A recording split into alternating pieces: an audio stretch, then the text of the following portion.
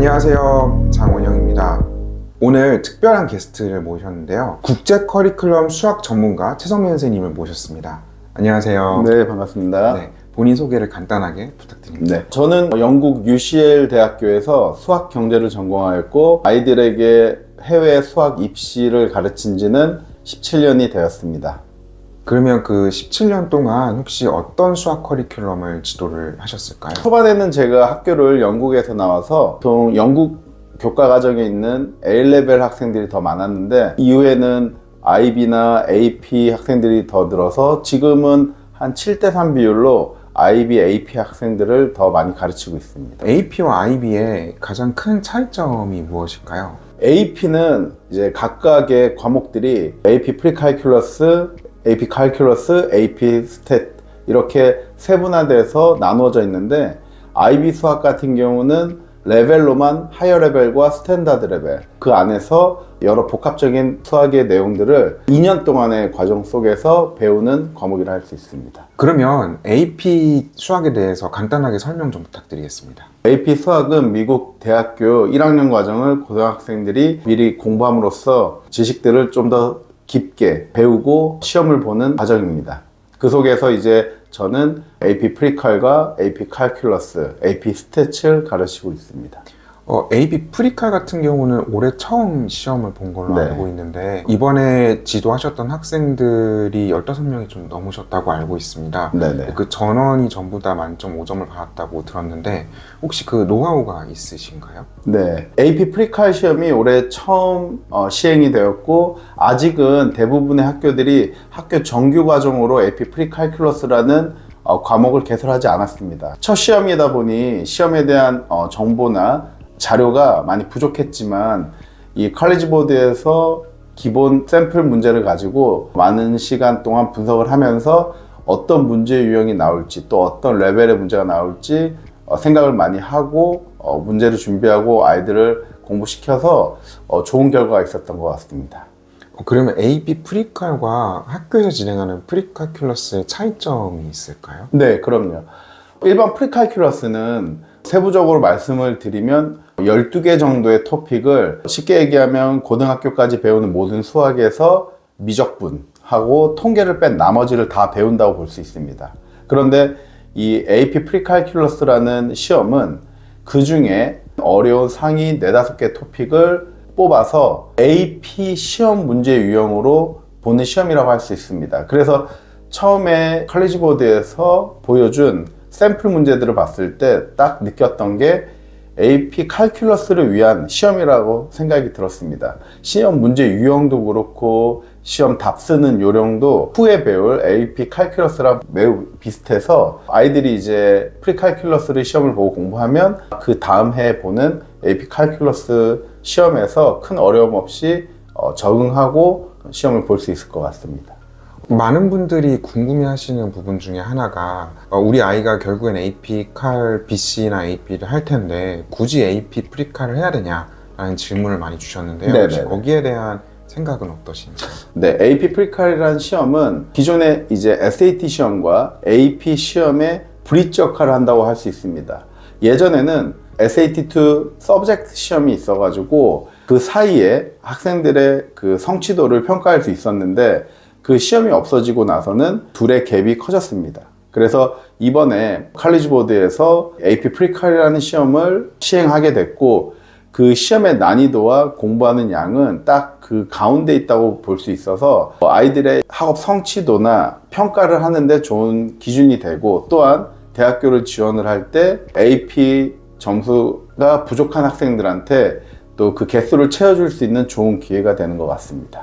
SAT 얘기가 나와서 하나 질문을 좀 드리고 싶은 게 있는데요. 네. SAT 수학과 AP 수학의 갭 차이가 크다고 하셨는데 SAT 수학은 어느 레벨까지 수학을 해야 만점을 받을 수 있는 그 기초가 될까요? 기본적으로 디지털 SAT 매스 같은 경우는 알제브라 2는 최소한 어느 정도 되어 있어야지 실전반에서 디지털 SAT 수학 파트를 수월하게 공부할 수 있습니다. 일부분에 프리칼큘러스 내용이 나오지만 그 부분은 충분히 문제를 풀면서 내용 정리를 통해서 커버가 되니까 최소한 알제브라 2까지는 되어 있어야지 실전 문제를 풀고 연습을 하면서 시험에 대비할 수 있겠습니다. AP와 SAT를 지도했던 많은 학생들이 네. 만점을 받은 걸로 알고 있는데 네. 그 비율이 대략 몇 퍼센트 정도 될까요?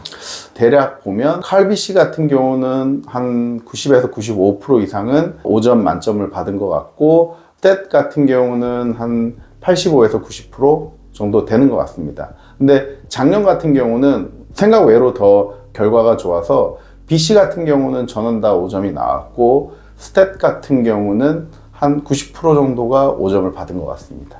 AP 칼 BC나 네. AP 스태츠가 AP 프리칼보다 훨씬 레벨이 높을 텐데 네. 그렇게 5점을 받았던 학생들의 비율이 높은 이유가 있을까요?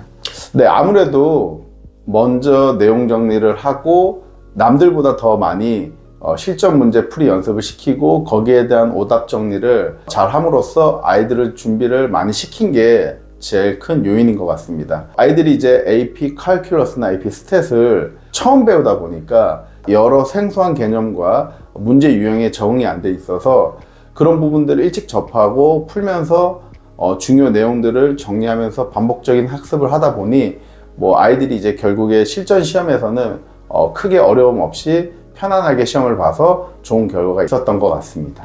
그러면 그 높은 비율이라고 해도 100%는 아니라고 그렇죠. 하셨잖아요. 네. 그럼 5에서 10%의 5점을 받지 못하는 학생들의 공통점 같은 게 있을까요? 시험을 대비해서 문제풀이를 할 때 제가 이제 아이들에게 각각의 풀 세트 문제들을 전달해주고 숙제로 풀어오고 이렇게 연습을 시켰는데 그런 부분에서 아이들이 미흡하게 잘 안 외우거나 외워야 되는 중요 이론들을 제대로 숙제하지 못해서 점수가 많이 깎인 것 같습니다. 그러면 아이들이 이제 숙제를 잘 해온다는 가정하에 네. AP 칼 BC나 AP 스태츠는 언제부터 공부를 본격적으로 시작을 하는 거를 추천을 해주실까요? 그러니까 보통의 많은 학원들이 풀 테스트 푸는 실전반 같은 경우는 보통 각 학교의 봄방학부터 보통 많이 시작하는 편입니다. 그런데 생각을 해보면 아이들 입장에서는 시험이 수학만 있는 게 아니라 아무리 적어도 3과목에서 많으면 5과목, 6과목까지 시험을 봐야 됩니다. 그러면 봄방학부터 5월 초 AP 시험을 대비하면 아무래도 상대적으로 시간도 부족하고 또 방학 후에 학교로 돌아가면 학교 워크도 해야 되기 때문에 많이 연습이 되지 않습니다. 그래서 저는 보통 겨울까지는 최소한 내용 정리를 끝내고 1월 말에서 2월 초부터는 풀 테스트를 풀리면서 아이들을 계속 트레이닝 시키고 있습니다. 그러니까 시험에 다가올수록 아이들의 실력이 더 향상이 돼서 본 시험에 가서는 충분히 아이들이 5점을 받을 수 있게 자신감도 생기고 점수도 나와서 문제없이 시험에 임하고 있습니다. 최근에 AP 시험이 좀 바뀐 걸로 들었는데 네. AP 시험은 어떤 식으로 바뀌었을까요? 네, 이번 2025년도 AP 시험은 큰 변화가 있었습니다. 기존에 올해 2024년까지 AP 시험은 전체 다 페이퍼로 기존과 같이 페이퍼를 받아서 문제를 풀고 답지를 작성해서 냈습니다. 그런데 여러 가지 이슈가 있어서 이 칼리지 보드에서 올해 2025년도 시험부터는 디지털 SAT 같이 디지털화 시켜가지고 본인들의 컴퓨터를 가지고 가서 디지털로 시험을 보게 되었습니다. 근데 모든 과목이 그렇게 볼 수 있는 건 아니고 일반적인 문과 과목들은 아무래도 이제 디지털로 아이들이 타이핑을 쳐가지고 시험을 풀면 훨씬 더 쉬운데 이과 과목들은 아무래도 이제 FRQ에서 여러 가지 수식과 풀이를 써야 되니까 타이핑으로는 어려움이 있습니다. 그래서 하이브리드 방식으로 MCQ는 화면을 보고 답을 클릭해서 넣고 FRQ는 기존과 같이 페이퍼를 받아가지고 종이 앤서 시트에다가 답을 써서 내는 방식으로 많이 변화가 있습니다. 그래서 이제 아이들이 기존과 같이 페이퍼로만 연습을 하고 시험장 가서 갑자기 디지털화된 시험에 적응을 못할 수도 있으므로 시험을 준비할 때 디지털화된 방법에 연습을 하고 준비를 해야지 시험장 가서 당황하지 않고 평소 실력 이상을 발휘할 수 있을 거라 생각합니다. AP도 이제 디지털로 많이 바뀐 것 같은데 SAT도 최근에 디지털로 바뀌었잖아요. 네. 그러면서 아이들이 디지털 SAT를 준비할 때 뭐 주의해야 될 점 같은 것들이 있을까요? 요즘 시험들이 AP뿐만 아니라 다른 과목들도 더 디지털화되는 추세입니다. SAT 같은 경우는 이제 디지털로 바뀐 지 뭐 오래되진 않았지만 디지털 SAT로 바뀌면서 확실히 페이퍼 때보다 좀 더 어려워졌습니다. 그래서 시험을 준비할 때 그 시험에 맞게 공부하는 것보다 그거를 다 아우를 수 있게 조금 더 넓게 포괄적으로 공부하는 게 무엇보다 중요하겠습니다.